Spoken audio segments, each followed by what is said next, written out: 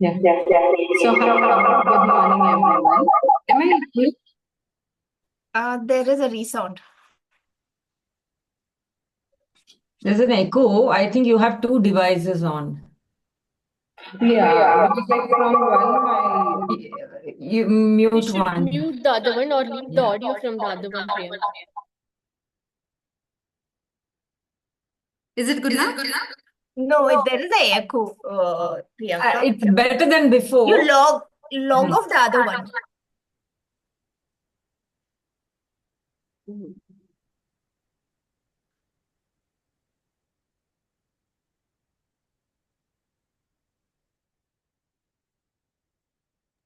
Is it good now?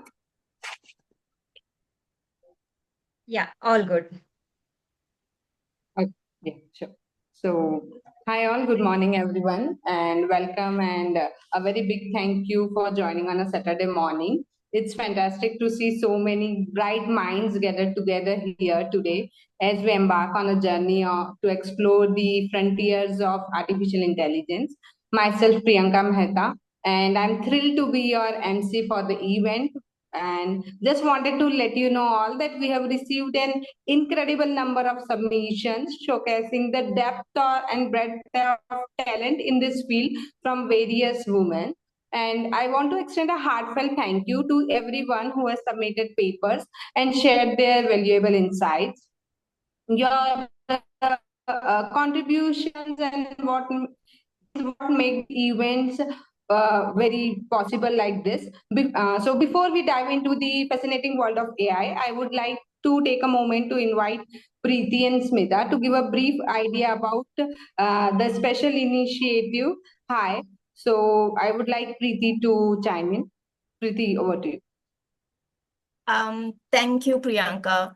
First of all, thanks everyone to be here today, Saturday morning. And I know that is not easy, but as always, I think in Lean In, every time we start a Saturday morning session, whether in person or whether online, we have all of you coming and cheering us. And thank you for that. I'm immensely happy for all the contribution that each one of you are doing to make this community stronger. So a little bit about me and the community. I think most of you all who all know me for now in the Lean In know the story, but for the people who are new, I thought I'll just also introduce what brought Lean In together. So this comes because I think sometimes when the Lean In book itself came, which is a decade ago, right? And when the book was published, I think I was one of those women who said that it didn't add any value, right? Lean In was something I said, why is this book out here? Reason because I was progressing in my career. I had a partner with me who was like an equal partner. And it kind of surprised me, right? In this era, do we really need Lean In? I still remember I was a avid book reader, and I still remember one of my director, and at that time I was quite junior. This is in 2015. He came and put this book on my table. He said, "Read it." I was like, "Okay." I mean, when somebody is given, why not? I mean, I can never say no for a book. So I started reading the book. Every page, right from the first page to the last page, I found myself. Right? I found myself in every other page doing the same mistakes that I have been doing, right? Worried to share my mistakes with my colleagues, right? Things changed after that. I started, speaking out to my colleagues outside within the organization. That inspired me to, find out what's happening outside.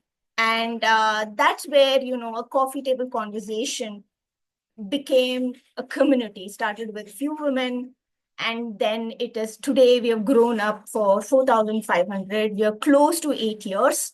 I've represented Lean In conference at least, I don't know, 4 to 5 times. I couldn't remember that. And we are also a global award winner among the 40 countries by Lean In, who has identified us as a people first category because the fact that we serve for people. And evidently, we have been seeing that from the last 8 years. Now, I've been part of conferences, I've been part of various community, and I've always been part of growing these community at different places. And that's where I met Smitha. Right, Smitha and me, I think, again, I don't know when the date goes. I think every time when we have this conversation, we try to put a date. We can't figure out when that we know each other or when we got to know each other better. I don't think so we were able to put. But it started at the time of Grace Hopper Conference. And I give a credit to Grace Hopper Conference for that, because if it was not that conference, I and Smitha wouldn't have been here together here. And after various conversation and, for me, one of the concept of bringing women together also have a volunteer team, and, and I wanted somebody on the advisory board. And I asked Smitha to be there. And since then, Smitha has been part of the advisory board of Lean in Women in Tech India, helping us shape this. And while we have done a lot of work along with volunteer team, which I'm going to talk a little bit more about them as well, just to say, I think I've said this many times, Lean In for me is beyond the book. Right? Lean In for me is to make that one difference in one woman. And I think we were speaking about this yesterday also to someone, is so that, while each one of us felt lost during our career, we were able to lean on to each other, have those conversations and move forward, right? So the change is to bring the change. And I want each one of you to bring the change in one woman, not high, aiming for high, right? And that's where a lot of conversation has happened within the Lean In community, Women in Tech India specifically, right? And that's where we are here together. And I always tell Smitha as my invisible friend. The reason because she's somebody whom I can reach out anytime. And she was there in front of me, and it took a long time for me to, become a friend as well, right? But how those connections started and how we lean on to each other's career. And I'm sure a lot of us do that. And what thrives in Women in Tech India community today also, with various initiatives like, Soumya runs Peer Sundays, and the amount of conversation that comes, I find so many invisible friends who are coming together to make a real friendship together. And, each of the volunteer team that we have today are demonstrating quite a bit in various conferences, be it, Shilpi, be it Shobita, and many other folks who are there, right? Including Divya. So that's the power of community that we have. With that, I'll quickly take a moment to introduce all of you to the team. And let me know if you can see my screen.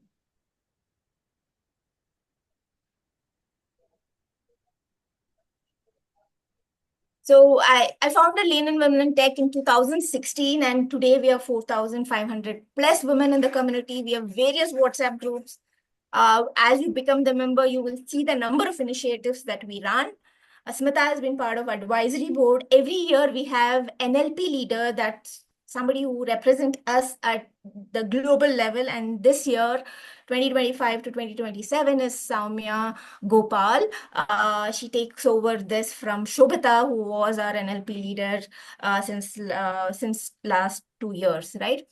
This is the leadership team, and we have a large circle leaders that run various stuff. Like we have Shobita, Divya, and we have another new person joining us to run the book club. We have Anshika and Priyanka, and I'll introduce to the whole tech community, Divya and Soumya, along with Smita and me running the tech circle. We have Shilpi and Madhuri, and all of you whom are taking the names out, please do come on the screen. All of them are the ones who are running the Empowered Voices. Empowered Voices is one of the initiative where we are bringing role models, and this is for you. If you're interested, sign up the form that both of them have sent up. So this will share. We are going to brand you. It is all about branding you. So that's where the Empowered Voices comes in. So please sign up. If you haven't seen, please let us know. We will send you the sign up forms. Then we have Dikshita and Gomati, Dr. Gomati, helping us on Wellness Circle. As women, we also believe that we need to focus a lot on our wellness, and that's where the experts like the Dr. Gomati and Diksha Jaswal comes in there. Samya Gopal, who's an NLP leader, she is there in all of them. So she is the pillar of most of these initiatives that happens with us. Right. With that, I would take an opportunity to now help you meet the HI team. More about HI, I'll let Smita speak about it, but because it's her baby, and we have both have been very passionate about this little baby of HI for us, and we're looking forward for you, all of you, to nurture us, help us nurture HI. With that, I would like to introduce this amazing team which brought this whole conference together. We began with Anshika and Priyanka in the tech circle, brainstorming and putting all this, who's an MC of the session today. We have Divya and Soumya helping us create all the posters, logistics for all the event that is required. Without all of them, it wouldn't have been possible. With that, I would like to highlight all the leaders of the HI team to be there. Please come on the screen. And I want all of you to give a big hand to these guys. And I'm a little slow on my... Did I bring everybody in? Yeah, we don't have Anshika in today, but a big hand to HI team, without which we wouldn't have been able to. Show some love, girls. Anshika is there. Where is Anshika? I can't find you. Anshika, bear with me for some time. Yeah, here. Yeah. Shower a little love and a big hand to all these team. I have been only saying do this, do that, but I think they have been, all of it, and the heart and brain is definitely Smita Mave, who's running the show.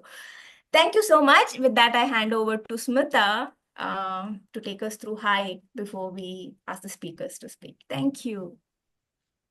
Thank you, And, Preeti. Divya, I hope you've taken a photograph of all of us. Thank you. Thank you, Preeti, and thank you all for joining us. I know you're all eager to hear these interesting topics. So Preeti has given a lot of background about how we started, was the background. I guess I just want to take a minute to introduce HI. HI stands for her Innovation Growth Hub. So we all are women in tech, and we all have a day job. What brings us together is this passion for technology, passion for community, that we all get together very often and run all these initiatives in spite of a very hectic schedule that all of us have. So again, a big round of applause and thank you to all the volunteers, not only the core team. There are many more who make our events come alive. And specifically on HI, as we spoke about the other tech initiatives, so women need a push. Women always hesitate. There is a self-doubt and the imposter syndrome. We all know that we have gone through that. So we wanted to provide a forum because I have seen a lot of talented women across the industries, across the teams, across the functions I've worked with in the last 25 years of my career. And what they need is a small push, small platform where people say that, yes, you can do it. Come, show us what you got, right? That's the platform that we want to create, where we thrive, where the innovations, conversations spark ideas and ignite ideas, and we take this to a large forum. So a lot of initiatives have started small, and really, it's as Preeti said, it is amazing to see them achieving greater things in their career, in their life. So we want this HI to be that platform for all, irrespective of their background, where they're coming from, what their organization is, what their educational background, etc. Right? You have an idea, you have the passion. Here is a platform for you. Please come, share your ideas, share your thoughts, and let's all learn together. Tejasvi Navadhita Mastu. That means let's all learn together. Let's all illuminate together. Let the knowledge illuminate us. So we are starting this initiative high with this high note of us all coming together, igniting this innovation passion for technology, and we will see how this will probably bring in a lot of new ideas. So this is our first conference, a virtual conference that we are kicking off. So I'm so excited to hear from our two illustrious speakers and the interesting topic that they have to share. And thank you all for joining us and making it worthwhile for us to make this initiative. We had, as both Preeti and Priyanka mentioned, we had innumerous, multiple number of papers. I was blown away. I was so happy to see the ideas, such an interesting thought process. So it was great. We will continue these series and we will give platform to those ideas and thoughts as well as we progress. And again, I can't tell you how excited, how happy I am to have this platform and to have all of you here and to kickstart this event with a lot of excitement. Without much ado, back to Priyanka. We'll listen about our first speaker, and then over to you, Priyanka. Thank you. Welcome all, and let's go on a tech high. Yeah, hi all. Somehow my video is not working today, so so I have just switched off my video. So a very good morning, and I'm Priyanka, and I work as a security engineer at Google. Also, overall around 12 years of experience in the corporate. So for me, Lean is something which provides a platform to empower women through networking. So like it's my first year with Lean, but within this small tenure of months, I could say that I have learned so many things from Preeti, Smita, Soumya, Divya, Anshika. So it's like I myself see there is a big path forward for me to learn and even help other women. So a big shout out to Lean and the women's in this. And I look forward to meet everyone and hope the event goes good for you. So that's about me. Thank you, Priyanka. With that, I think I would also want each one of the leaders to speak one word, especially the high team. Samya, you want to say something? Hi everyone. I'm Soumya. I'm working as a data engineer at Target. I'm with Lean in Witty for the last 3 to 4 years. It's been a space where I look forward to learn, grow, and have also gained a lot of friends here. Today in the high, I'm looking forward to learning from all of you. All the best, Lian and Asha. Thank you, Samya. Anshika? Yeah. Hi, everyone. I'm Anshika. So I'm working as a technical lead manager in Google and have more than 13 plus years of experience in this industry. I have recently joined Lean and I work with Priyanka and Smita. I'm so grateful for this opportunity. I have already started learning a lot from Preeti, Smita, and this vibrant group. And I'm looking forward to today's paper. So all the best to all the speakers and thank you so much. Divya? Morning, everyone. It's so good to see so many people out here, and it's not easy, guys. It's Saturday morning and so much of energy, and I'm looking forward for the session. A little bit about me. I'm Via Rao. I'm working as engineering leader in HPE. And Leaning for me is a space where I have seen multiple things that is working for me. So examples are, there are people who give directions. There are people who help me to pull out in the tough times or low times. There are people who have told me that, hey, why don't you try that? Okay, something which I didn't know that my peers said, okay, this is something which you can definitely do and go and try for that, right? And there are times when I've got pat on back and there's so much of support. There's so much of invisible friendship which Preeti always says. And I love Preeti's statement about the Lean. Lean is somebody who is always there to support and being that invisible friend to your peers and fellow women in tech. And I'm so much looking forward to learn from you all today, and all the best for the speakers. Thank you so much. Thank you. Over to you, Priyanka, to introduce our next speaker. And we open the screen for everybody. I know all of you are waiting to listen to the tech topics that we are here for. Yeah, sure. So now let's talk about our first speaker. So she's a true visionary, passionate about remodeling India with the cutting edge and drone technology. She aims to foster innovation and entrepreneur capabilities within the education sector and transform the tech ecosystem. She is currently launching a Vikas, a dedicated drone R&D and learning program. She is also a founder of Mountains Within, which is a leading retail brand that curates mainly Make in India outdoor apparel and accessories, which is a testament to her love for the outdoors. With 25 years of experience in large corporate and startups, a speaker, she has proven a track record in digital transformation, product development, content, and whatnot else. So she is also a half marathoner, a CrossFit enthusiast, a foodie, a tracker, a wheat traveler. So she truly embodies the spirit of adventure. So please join me, everyone, in welcoming the incredible Lian. Thank you so much, Priyanka. And I'm just going to start sharing my screen so we can get started. Thank you for the lovely introduction. So when it comes to AI and it comes to drone, it's pretty much a nascent industry, as you all know. So I will share my knowledge, whatever I have, to the best of my ability. And if there are questions which I can't answer, I'll be happy to take it and we can talk about it later, because I don't promise to have all the answers for sure.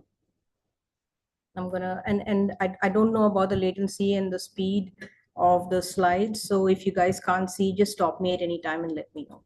It's good right now. Yeah. So the topic of my paper, Drones and AI, the sun is just rising, was actually chosen fairly deliberately because both AI and drones, like I said, are in the nascent stage. The sun is rising in as much as there are a lot of incredible opportunities coming our way. And just like with sunrise and sunset, there's a lot of rainstorms, a lot of hail, a lot of things that might stop along the way, but that does not mean that the next day the sun won't rise again, right? And that's how I look at AI and drones. There's so much to learn, so much to do, and incredible opportunities, especially for women. So I'll first give you a very, very brief history on AI.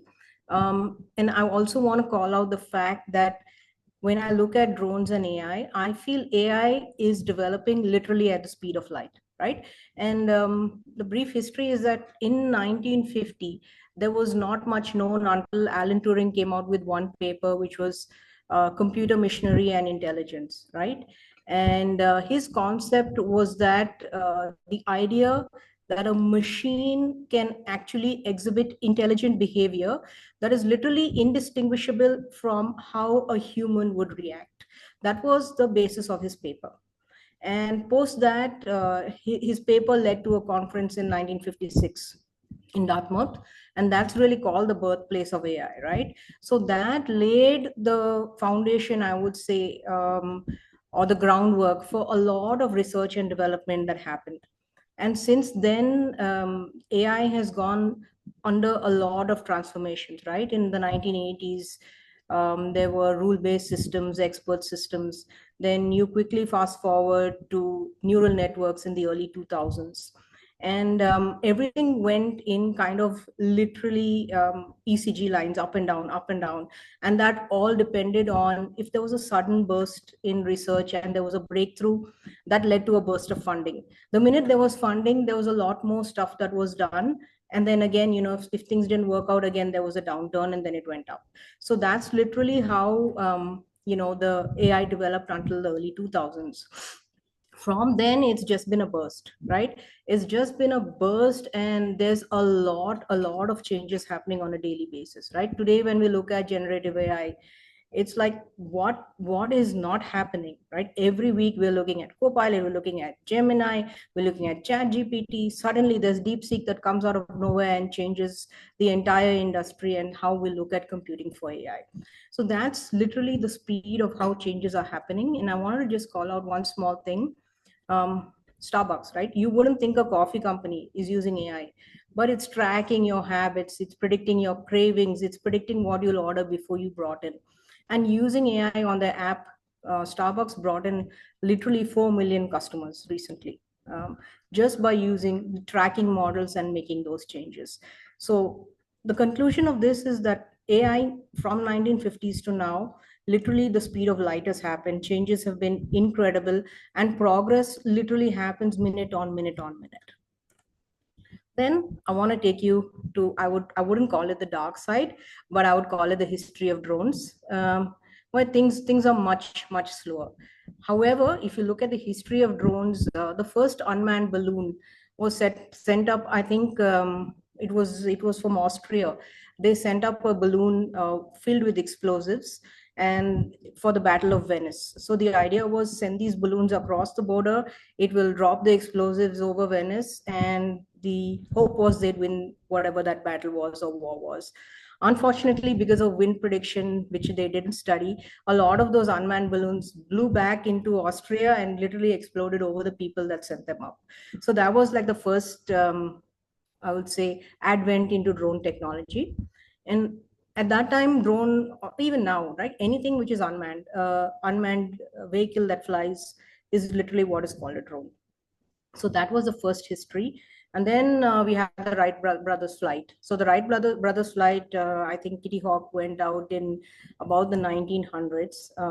And post that, Britain was trying to figure out, okay, why not us? America's done something, why not us? And that's when the Ruston Proctor Aerial Target Project started. These designs were actually done by Nikola Tesla itself. And they used radio control, which is not so different than what drones use today. Of course, the technology was way more rudimentary at that point. And the aerial target in the Ruston project was literally, again, all based on warfare, right? So they wanted to make a flying bomb that England could use against the Germans. There were lots of failed prototypes. Eventually, they got it flying. And then literally before they could do anything great, the First World War ended and they moved it away. So that was literally the start of early drone technology. I would fast forward then to about 1982. That's when the Israelis came in. And at that point, they were fairly successful in the Syrian war. They were able to, target and explode several of those targets that they had in mind in modern warfare. And I think 1982 we could call was literally the year when 1982, 1985, when drones were actually thought about by different militaries over the world, mainly for warfare. If I look at what happens in, I guess, the commercial world, I think 2006 in the US, the Federal Aviation Administration issued the first commercial drone permit, right? So somebody could actually start flying from a commercial perspective in 2006. Fast forward to 2013, that's when Jeff Bezos really made a noise with his drone delivery for Amazon. And that's when people literally sat up and said, okay, there's some device that can actually do this, right? We can use this commercially. We can use this to enable faster delivery time, solve a lot of problems. And then in CES in Las Vegas, I think in 2018, that's when EHang from China came out and said, okay, we're going to build a quadcopter, and that's going to be able to carry, passengers. So if you look at even today in India, a lot of companies are coming out and saying, hey, you can reach from Bangalore city to the airport in 20 minutes, coming soon from Electronic City, etc., etc. That's all still in testing, guys. It's really hard to do.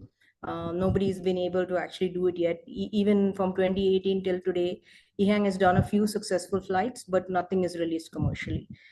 So the point I'm trying to make is, basically, if you look at drones and AI, though we think the technology goes hand in hand, drones are pretty much behind the curve. right? So there's a lot more to be done before drones are ready to be used in the way that we envision it. And moving on to my next slide, which I hope you can see. Are drones and AI really a match made in heaven? I think it is. And a lot of the things that I'm going to talk about today is generally my opinion. It's not necessarily the opinion of a lot of experts around the world. So I wouldn't take what I say for gospel truth. It's just my take on how I feel the drone industry and AI is moving together. Okay. So why do I think drones are a match made in heaven? Because drones on its own, one drone standalone can do a little bit of stuff. And that's what we're using it for. But when we look at real-time machine learning technology of AI, then onto that, we add the ability of an unmanned vehicle that flies in in the sky. You get some kind of pie in the sky, or some kind of overview of what is happening above the earth, wherein you can make real-time decisions based on that. And drones with AI are now playing, or they're attempting to play, a lot of key problem-solving roles, mainly in defense, mainly in agriculture, in disaster relief, in security, in construction. So that's the areas where drones are actually making a lot of leaps and bounds. Of course, efficiency is a huge gain when we use drones, and improved safety, because you no longer have a man or a human on the line going and doing something that a drone can actually do. And with AI drones, the beauty is one can actually perceive the surroundings, track the area using GPS, track the objects in the area using AI, and then provide analytical feedback real time, and enable decisions to be made, split decisions to be made in a second real time. And that's really why I feel drones and AI are truly a match made in heaven. So I wanted to just give you guys two very tiny case studies, really, that I wanted to talk about. This, again, I don't get anything from these companies. It's just based on all the research I've done. I found that these two companies, something worth talking about, because what they're actually doing. First one is Neurela. Neurela is based in Boston, and they have a deep learning neural network that works on drones.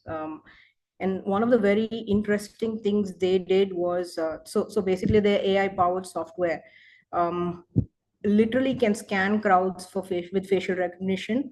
And the processing speed is so quick that, they're able to get matches in 20 minutes. Whereas if you look at what the FBI and others are using, it takes days, it takes hours for them to be able to find a match in the databases.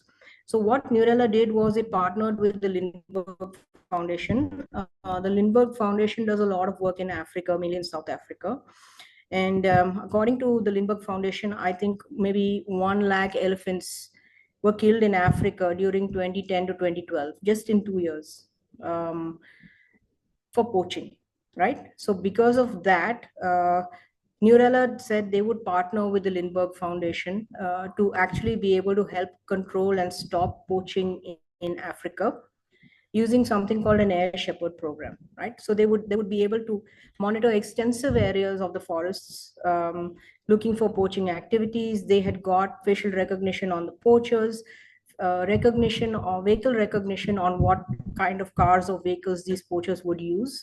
And once they found that the poachers were targeting a certain area, they would immediately be able to locate who that poacher was, what they were doing, and even send out sometimes a helicopter or something to stop them.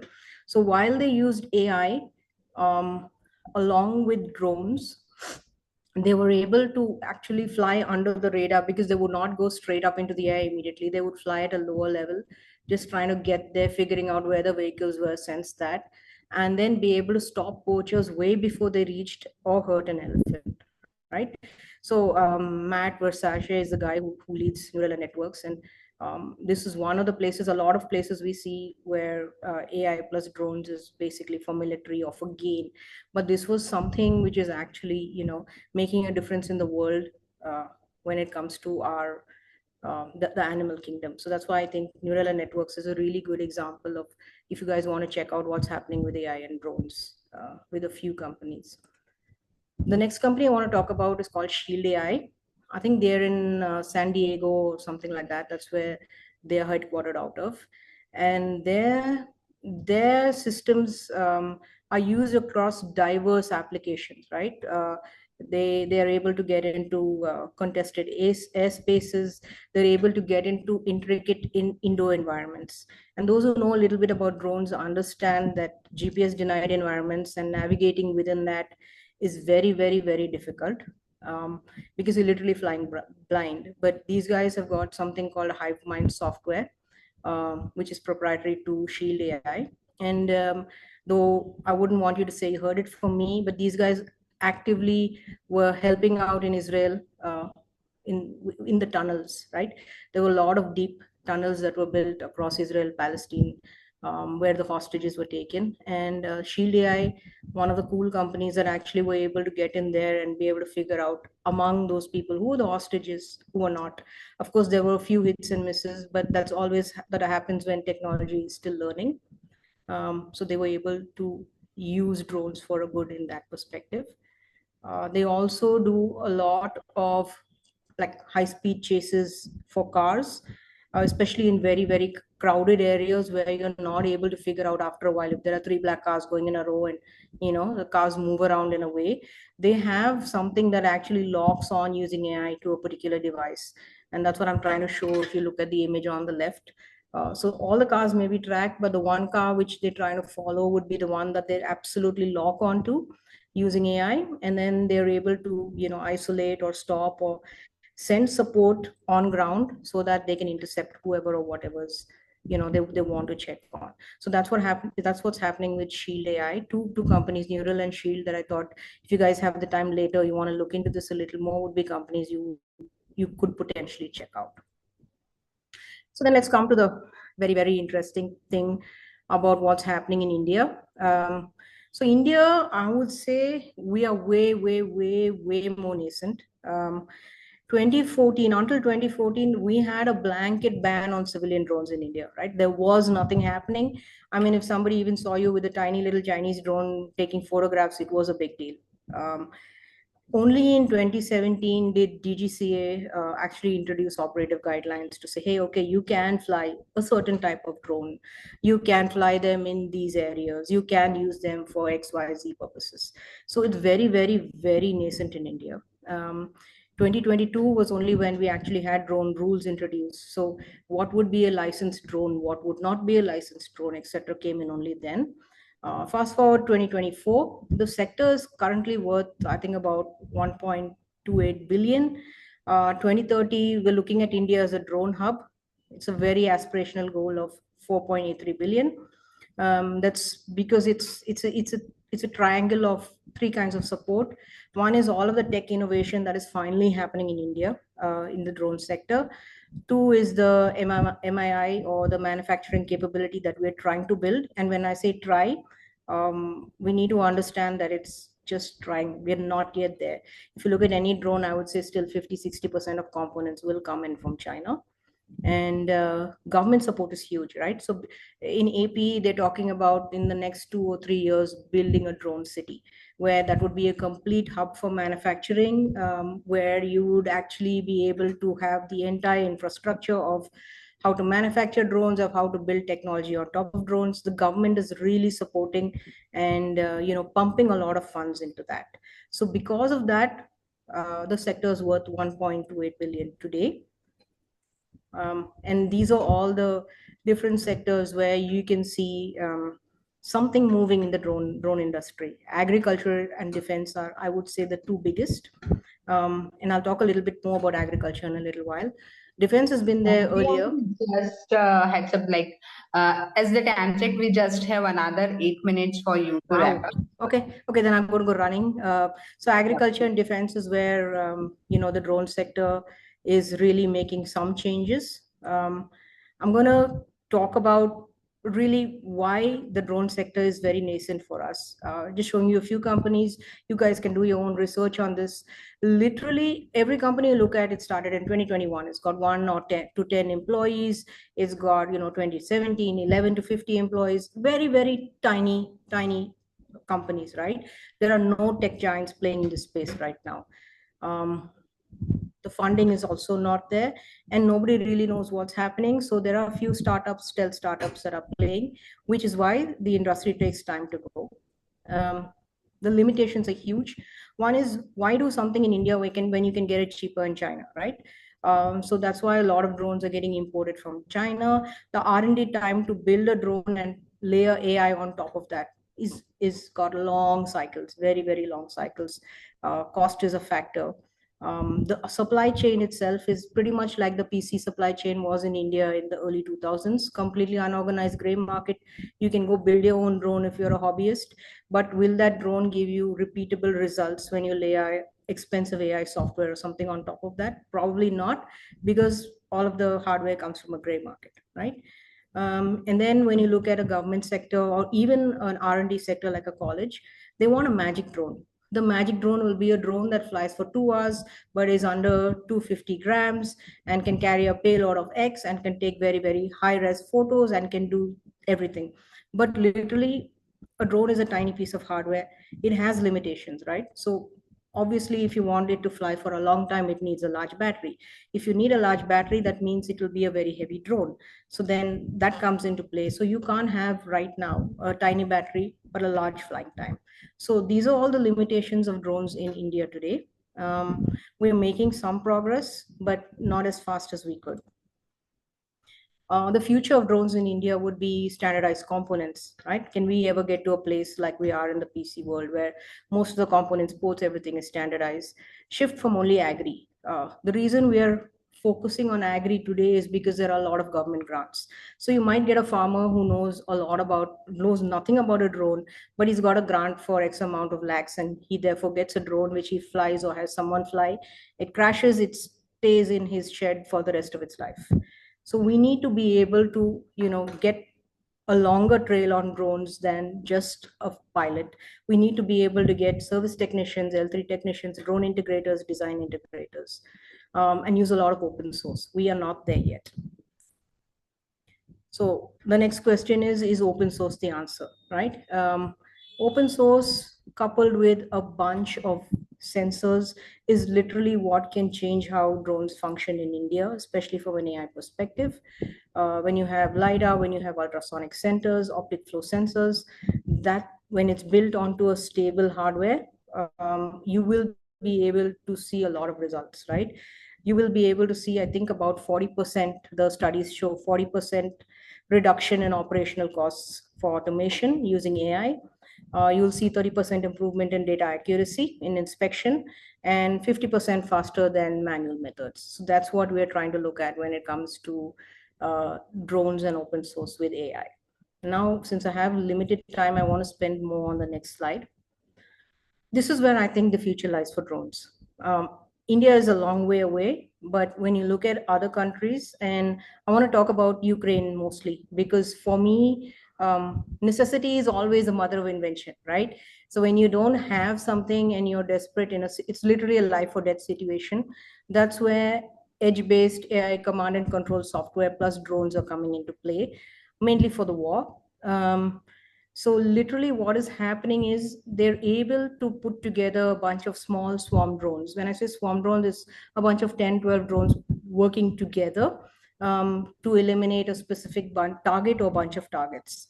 And they're also trying to take them up to the edge, right? So when it's on the edge, it means in a country like Ukraine that Russia cannot intercept that drone or that bunch of drones. But here too, we are fairly nascent. That's because they can actually right now get 10 or 15 or 20 military drones to be able to fly, to be able to operate automatically in real time, right? So when you say real time, it's literally situational awareness, collaborative streaming. It should be fast with no latency. It should analyze the environment, understand what the target is. And for example, if one drone gets shot down in the swarm of 10 or 20, can the other drones quickly regroup? AI is actually making that possible for them to quickly regroup and strike a target. So that's what's happening today. And I think that literally is a big thing in drones today. There's a lot of research money being pumped in because of the wars. which is why it's literally the mother of invention. At this point, I want to speak a little bit about, when I'm talking about AI, I want to speak about vision language action models, right? Because that in AI is literally helping much faster decision making. So when I say VLA, vision language action, V stands for vision processing. And what does it do? So every drone has a camera. It takes that raw feed, it converts it into useful information, and it does object recognition as well as spatial reasoning, right?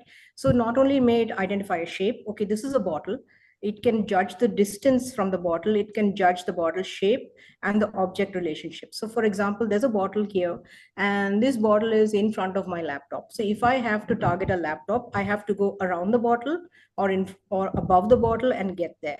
And that's what vision processing is doing with AI.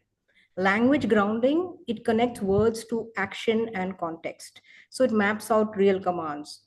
Pour the water slowly from the bottle, right? That's literally, it turns it into a step-by-step motion. It understands the context, right? The water is cold, so therefore it's out of the fridge, etc. Or hand me a screwdriver or something like that. When you look at that terminology, it understands that the word screwdriver is a tool, and it sees that tool in the camera feed and it picks it up. So that's what language grounding is. I already talked about what vision processing is. The last bit I want to talk about is action generation, right? So it turns a decision into a physical or a digital action immediately. A physical output, maybe it will, fly higher, go faster, etc., etc.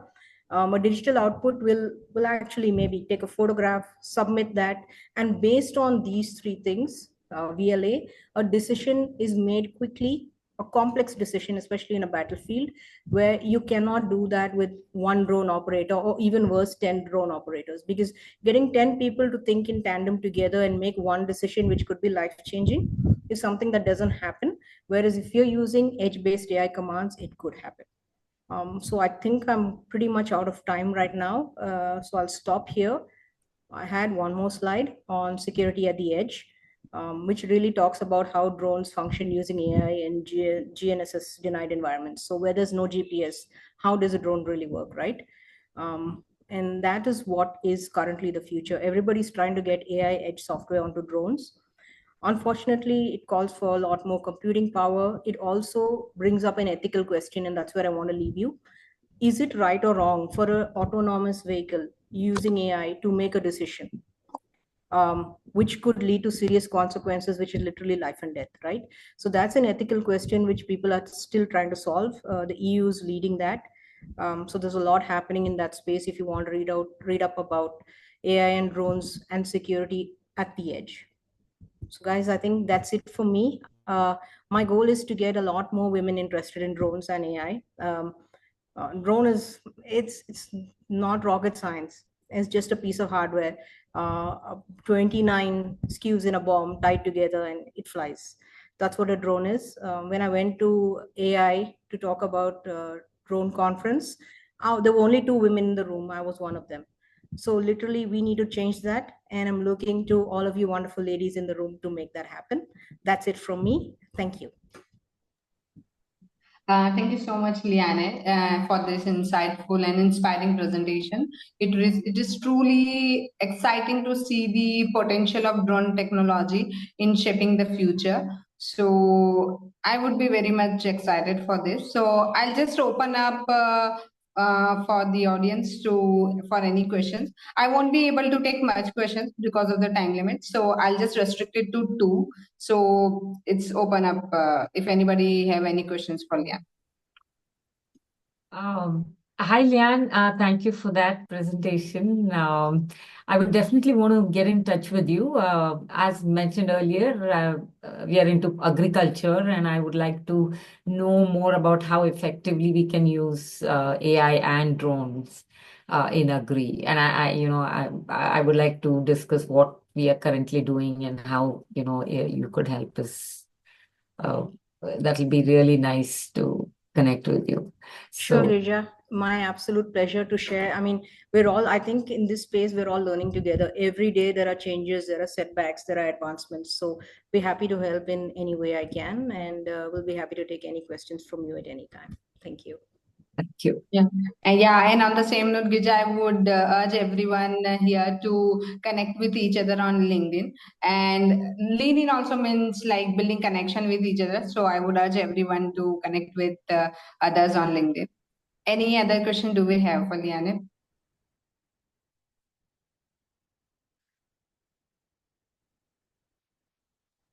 Let's move on, Priyanka. I think there are questions, but because of shortage of time, once again, thank you, Lian, so much. I learned so much today.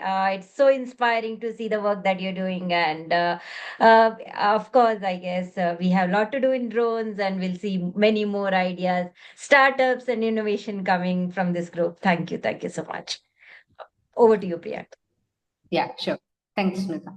Yeah, so now talking about our next speaker, she's a passionate developer, research scholar, and a project management professional who is mainly focused on AI-driven security solution. She specializes in AI-powered vulnerability detection, a crucial area in today's digital landscape. So as a cyber security enthusiast with strong project management skills, she has effectively led and executed numerous technology-driven initiatives. Currently, she is working as a consultant technology management at MPSCDC, building innovative solution for digital governments. So please join me in welcoming brilliant Asha. Asha, over to you.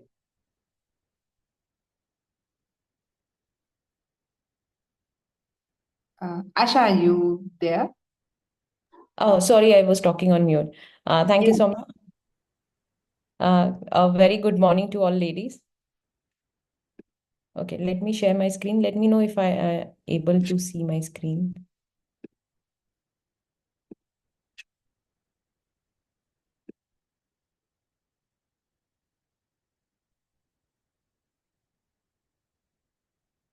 Okay, can you please confirm? Are you able to see my screen? Yes. Okay.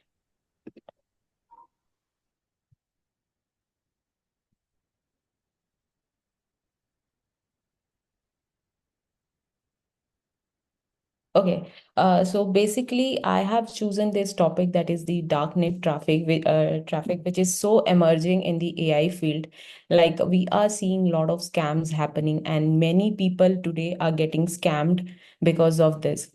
So this topic got inspired because I watched a movie where a lot of people were getting scammed, and just a short description about that movie. It was like people are going to the bank, and those people who are getting rejected for not getting the loan, there were a set of people who were watching those kind of people and looking at them like, what is the purpose and why do they need loan?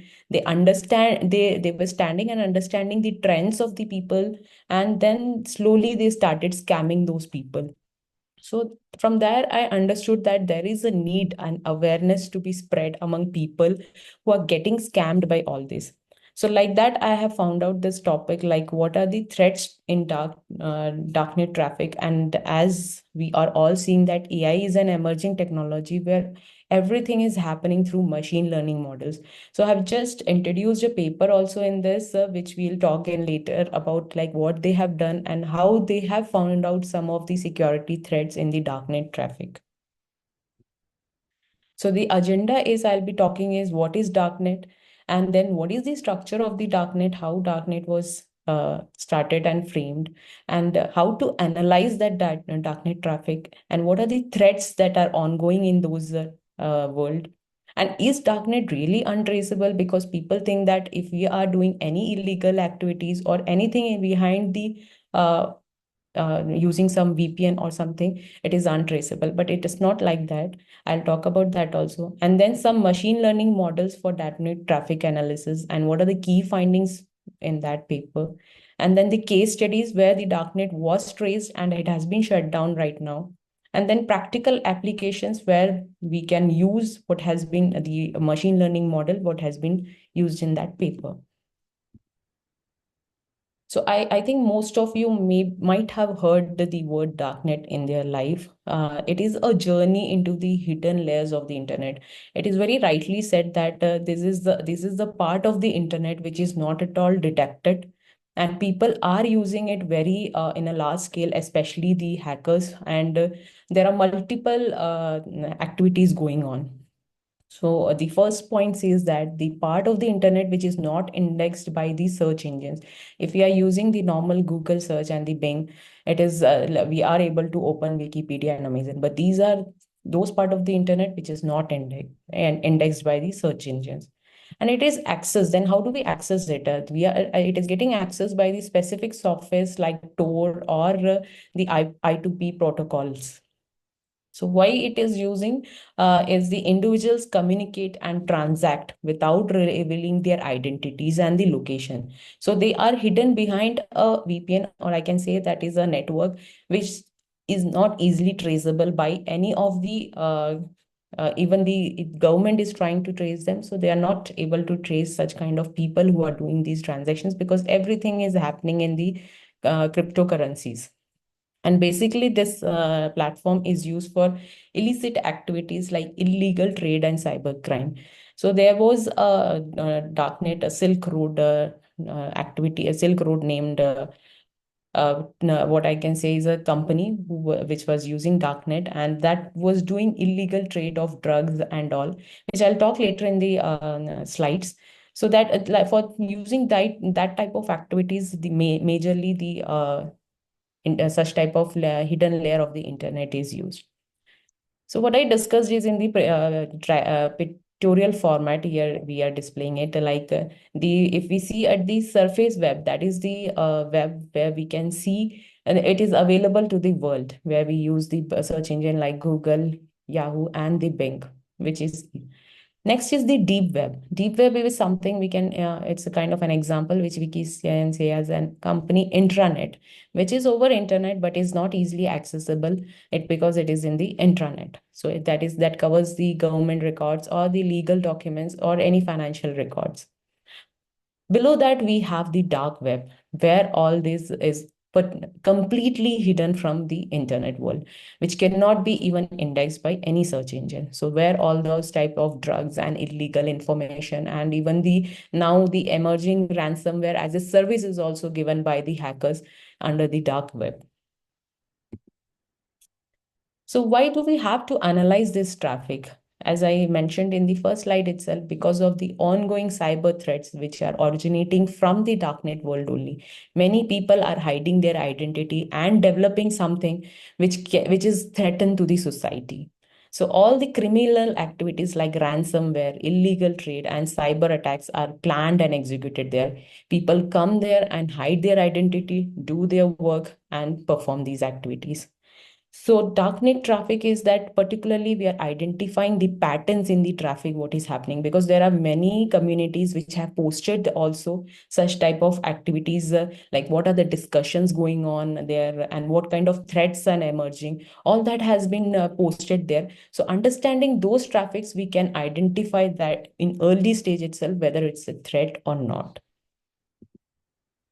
So the emerging threats in darknet traffic, if I talk about, one is the AI-powered cybercrime, because as AI is emerging, so a lot of people are trying to uh, uh, perform activities using the AI bots also, and are giving threats, or I can say that nowadays the email scamming is also happening with the help of AI. It can generate an email which will be very relevant to the looks like yes, it has come from a genuine email user only. So it is like the AI is emerging like anything. Then, as I said, ransomware as a service. Earlier, hackers have to take years, I can say. They were trying to build some ransomware, which can be like easily they can hack anyone's system. But now it as a service, it is also is sold so that anyone can buy for some money and then hack any system. Then we have cryptocurrency related crimes, because all these crimes which are happening is happening in cryptocurrency, like Bitcoin was used. So nobody, even the seller and the buyer, is not known who is buying it and the seller, because everything is happening behind the cryptocurrency. Then social engineering techniques. So if I talk about social engineering techniques, this is the email I was talking about, the email scammers, because now even nowadays people are getting scammed through digitally by a phone call itself. So all this is happening. Why? Because they have learned the threat, learned how the people are behaving to this crime activities.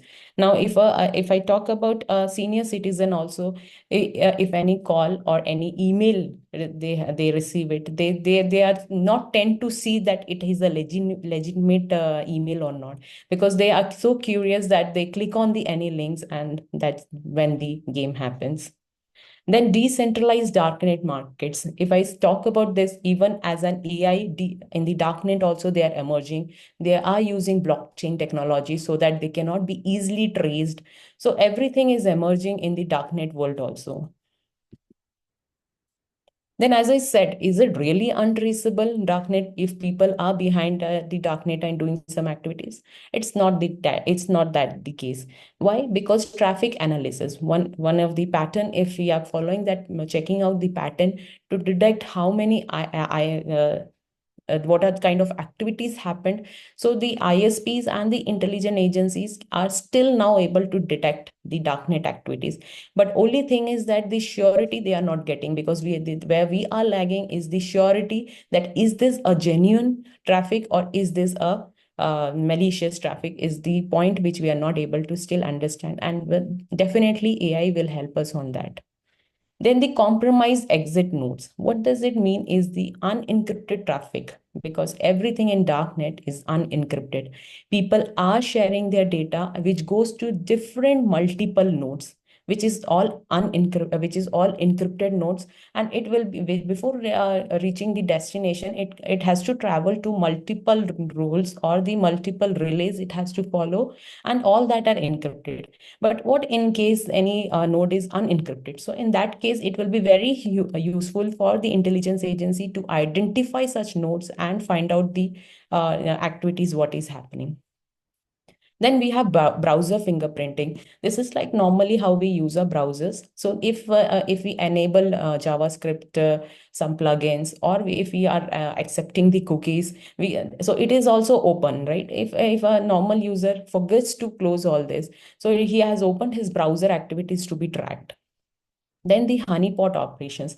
These are like honeypot operations are what is this in law enforcement agencies or the intelligence agencies. What are they doing is they are entering into the darknet just as a not as a threat to the society, but yes, to track all the activities and capture what are the activities going on, so that and it's a kind of a fake service, because by if any other if some of the hackers who are trying to build something, and if they come across these law enforcement agencies, so they will find out what is the what is the operation they are planning and all. So it is a kind of for a safety, the law enforcement agencies are doing like actually to know what is happening in the darknet world.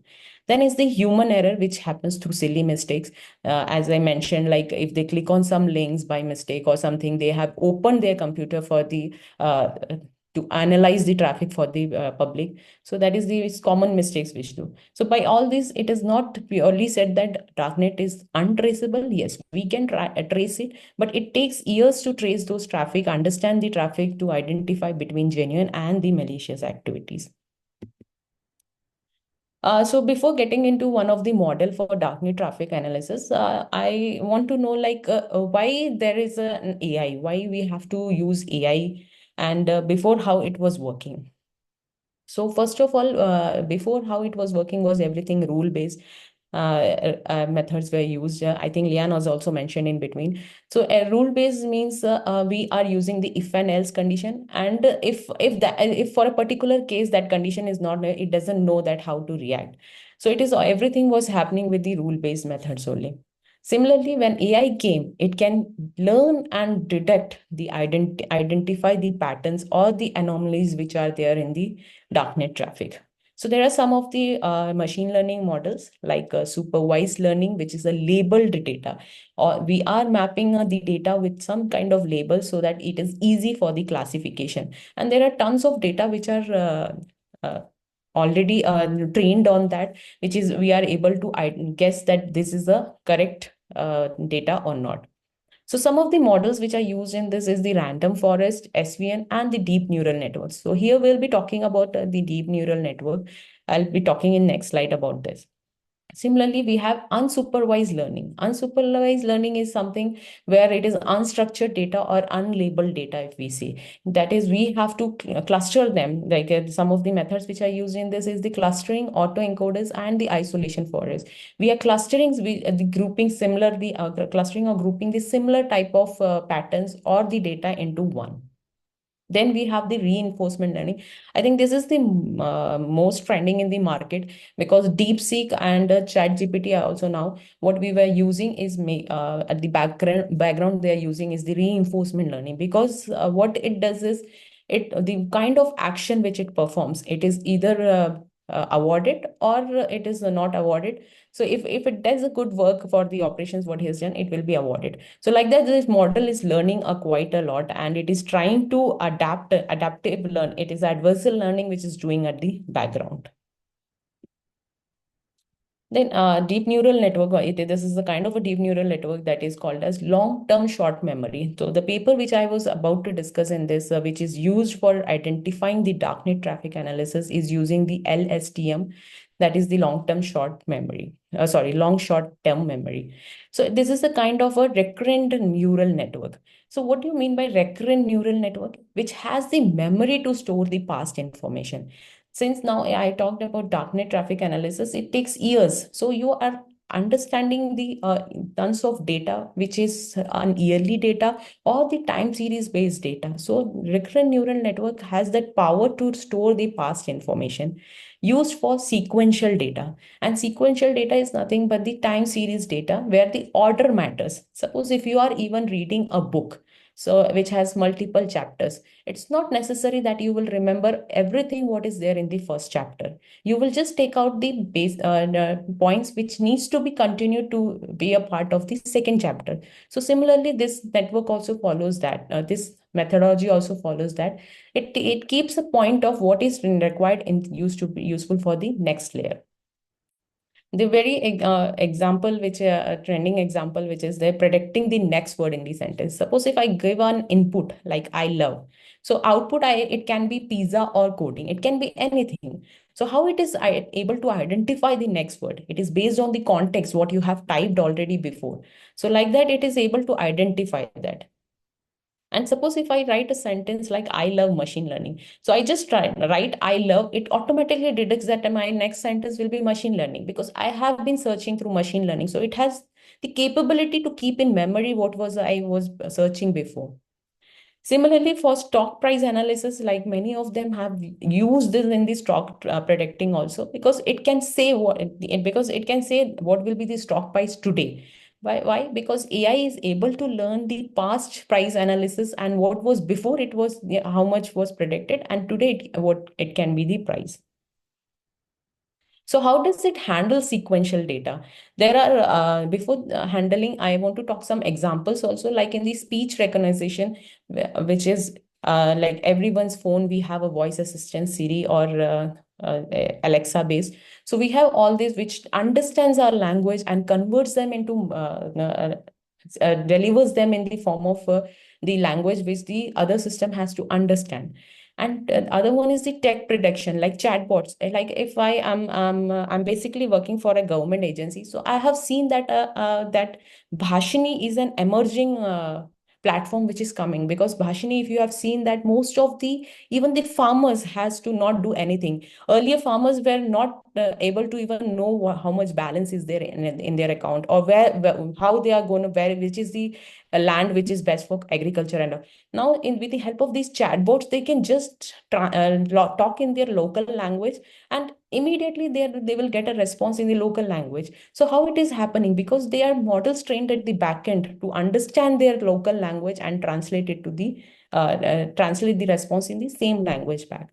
And then this stock price prediction, which I have talked, because the time series forecasting, it comes on a time series because it has to study with times what was the price before and now it has to predict what is today. Then the anomaly detection. It is basically used in banking sectors because they're trying to identify the frauds which is happening to the credit card statements, what is the pattern the user is doing, and what time he's logging and the location. All that, either whether his account is compromised or not, all that can be identified with the help of doing the anomaly detection. So this is the process, how the LSTM works. The current input it takes, and it has 3 gates. If I talk about 3 gates, that is the input gate, forget gate, and the output gate. I think this you can relate it with the example of the book which I have given. When you are giving a book as the current input, it will take the input as the data which needs to be taken to the as an input to the next chapter. So it has a memory cell which stores only the important information, and forget gate which removes the relevant data. Suppose a person character is very important to take it to the next chapter so that it can be relatable. So what I'll do is the forget gate will remove all the irrelevant information, and only the process data is sent to the output gate. That output gate will take only data which is relevant for the next hidden layer to be next step. When passing it to the next step, it decides like what data I have to pass it to the next layer. So this is a complete pattern it follows. It stores the important information in the memory cell. It takes the input from the current input and process only the data which is needed for the other side. So there is a Victor Adobo 2022 paper. I think you can search this in internet also. He has used this model, that is LSTM based models, and he has achieved 94% accuracy in darknet, and that is a very good percentage, I can say, because he was able to identify the traffic and detect correct, like whether it was a legitimate or it was a malicious. So if you see that, I briefly explained this paper starting from the data collection. It was from Silk Road or the Wall Street market it has taken, and discussions regarding stolen cards and banking related. All this information was taken like from the Darknet forum only. Then he was able to process it using the NER, that is name entity recognition. What it means is it will identify only the cyber security related terms, and then it will pass it to the LSTM model. Well, whether there it will do the classification, like it will analyze the data over time, and it can identify whether it is a cyber attack, breaches, or any vulnerability has happened. So this is just a percentage how much accuracy he has achieved. That is 90%, 94% accuracy was achieved in LS. There were other models also tried along with this. That is the support vector machine and the Navize and the random forest, which didn't perform that well. Even though random forest had a 97 accuracy, but it was not that good in predicting the false positives were more there, because precision and the recall result is not there. So these are some of the case studies, as I said, there Silk Road and Alphabet, which were there trending in the market before 2013, it was there. And many people were doing hiding their identity and doing the drug related activities in that. Then just a time check, please. We have another 5 minutes. Yes, I'll rush in.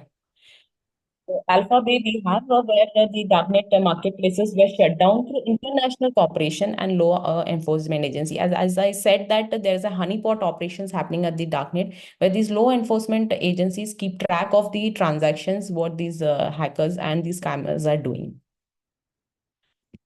So the practical application, what I discussed in this paper, we can use it, we can detect the vulnerabilities before the cyber attack happens by making it available, integrating with any of the security tools, either it is SIM or IDAM, we can IDS, we can integrate those so that we can understand that real time any vulnerability is going to happen or not. So these are some of the AI-powered innovations in cybersecurity. Either it's in terms of machine learning or NLP. NLP is nothing but the phishing email. Email is the best example if we can take. Like the people are getting easily manipulated by the false. Like even if it is a good lottery that he has win, they just click on that without even seeing that whether it was a legitimate or not. Then deep learning is greatly used if we see the examples of DeepSeek and the ChatGPT, how they are responding back to us. And the behavior analytics, this is very important because nowadays even the people's sentiments has to be analyzed, whether he's into he's going into some depression, or whether he has some mindset to attack the other entity or not. Then we have robotic automation. This is also has come into trend because there are now many tools and the which are working in the market which can automate the human task, and the human has to just sit and relax. So the way forward is I can say this is my last PPT. So the way forward I can say is the Gen AI and the cyber threats, which are like both growing faster and proactively defending against all the attacks.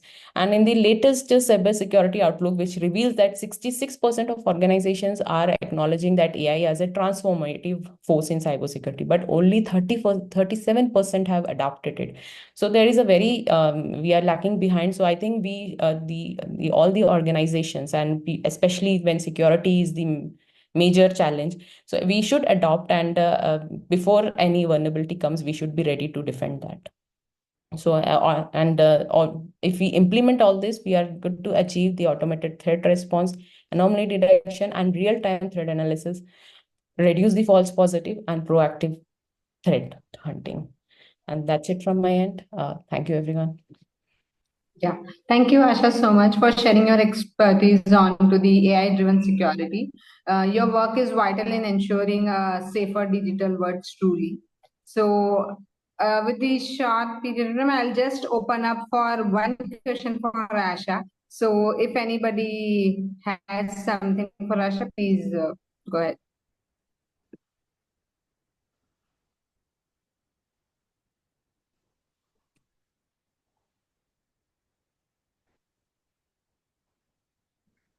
Okay, I see there are 3-4 questions. So, might be we can take. Priyanka, can you like call those questions out on the chat to Asha? Yeah.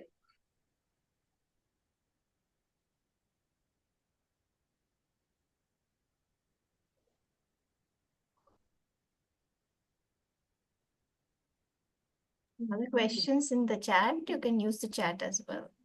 Yeah, please can you post on the chat, or okay, I'll just forward one of the questions. So it's from that. So just wanted to ask, like, Asha, it was a great presentation. So just wanted to know what are your insights for the AI with the future technologies. Yeah, I think for future technologies, if I talk about AI is the emerging technology. And I think in all the tools which we are using it, whether it is, if we talk about security tools, the SIM, and that is the tool we famously used in all the companies. And if we integrate that with AI, it is a very good, because we are ready to defend any kind of vulnerability which is going to attack before that itself. And it will easily respond, because now as a government company, if I say, we are very slow in adopting any new technology, because if we are adapting any new technology, there has to be some policy for that. So even though we are lagging a little, because progress is very slow, but AI is emerging like anything, and hackers are totally before that. So we also have to make us ready by using such AI tools. Sure. Thank you, Asha. So, and that brings us to the end of our presentations for today. I hope you all would have gained valuable insights into the frontiers of AI and its potential to transform the world. Now, I would like to hand over to Smita for a vote of thanks. Smita, over to you. Thank you. Thank you, speakers, first of all, for such an informative session.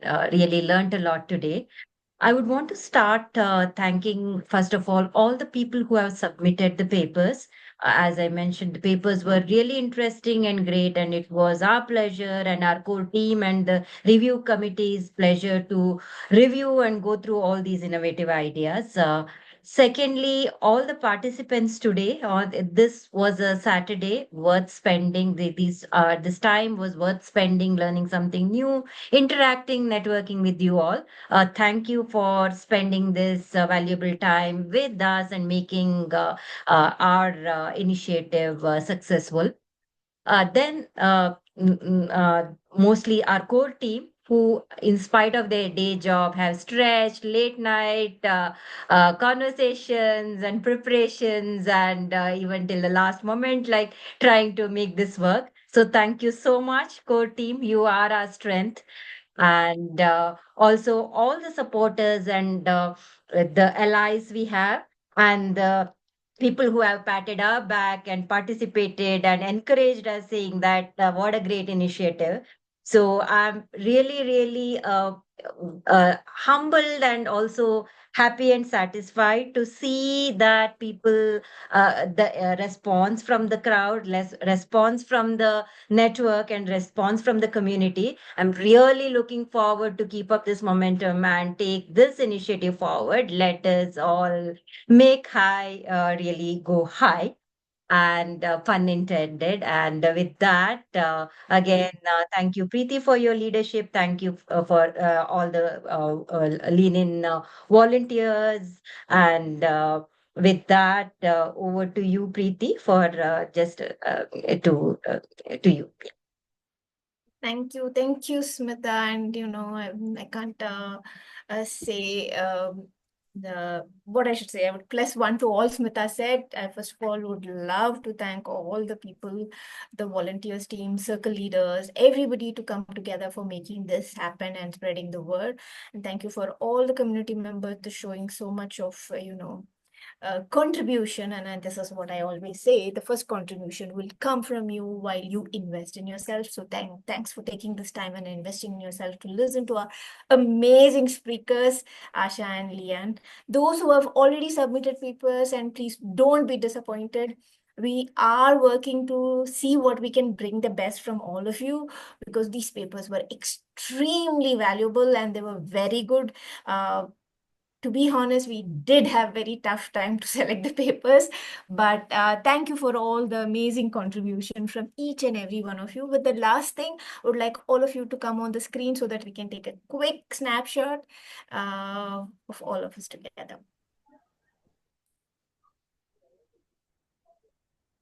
And before we leave, I want all of you to give a nice hand. I want to hear the sound to Leanne and Asha. All of you can unmute and give that sound that coming in, because it makes a lot of difference to them. The best that we can do on the virtual side. Thank you.